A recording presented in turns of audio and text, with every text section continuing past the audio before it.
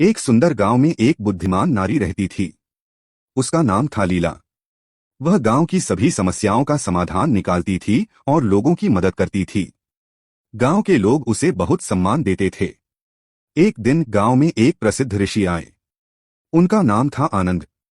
ऋषि ने गांव में शांति और प्रसन्नता देखकर लीला की प्रशंसा की। उन्होंने कहा, हे लीला, तुमने इस गांव को बहुत खुशहाल बनाया है।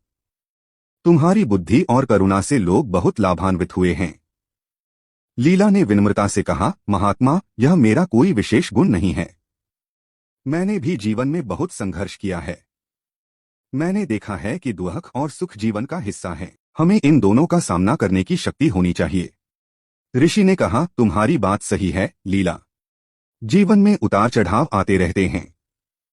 महत्वपूर्ण यह है कि हम इन परिस्थितियों से कैसे निपटते हैं। हमें धैर्य और शांति बनाए रखनी चाहिए। लीला ने पूछा, महात्मा, आप जीवन में क्या सीखे हैं? ऋषि ने मुस्कुराते हुए कहा, मैंने सीखा है कि क्रोध और लोभ मन को अंधा बना देते हैं। हमें इनसे दूर रहना चाहिए। हमें दूसरों की मदद करनी चाहिए और हमेशा सत्य का मार्ग अपनाना चाहिए। लीला ने कहा, महात्मा, आपकी बातें बहुत सार्थक हैं। मैं इन बातों को हमेशा याद रखूंगी। ऋषि ने कहा, लीला, याद रखो, ज्ञान केवल किताबों में नहीं मिलता है। यह जीवन के अनुभवों से भी सीखा जा सकता है। हर व्यक्ति के पास कुछ न कुछ। विक्रम एक प्रतिभाशाली युवक था। पढ़ाई में अव्वल, खेलों में दक्ष और कला में रुचि रखने वाला। लेकिन जीवन ने उसके साथ एक ऐसा खेल खेला कि वह धीरे धीरे खुद को ही भूलने लगा। सब कुछ एक दिन में ही बदल गया।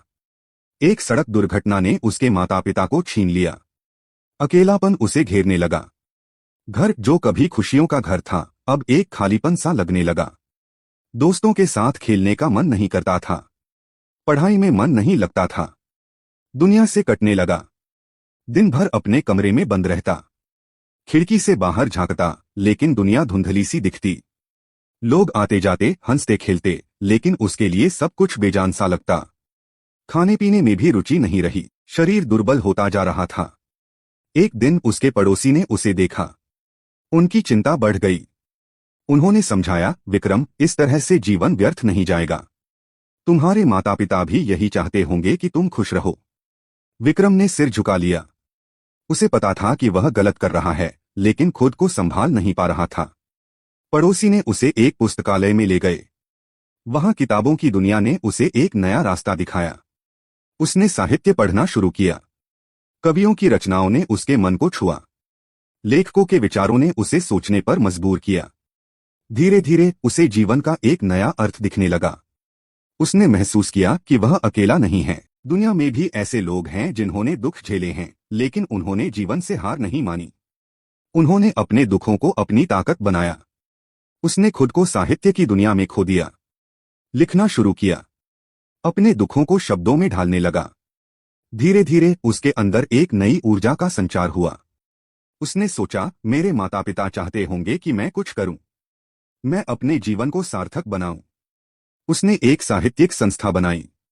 युवाओं को लेखन के लिए प्रोत्साहित किया। उनकी प्रतिभा को निखारा।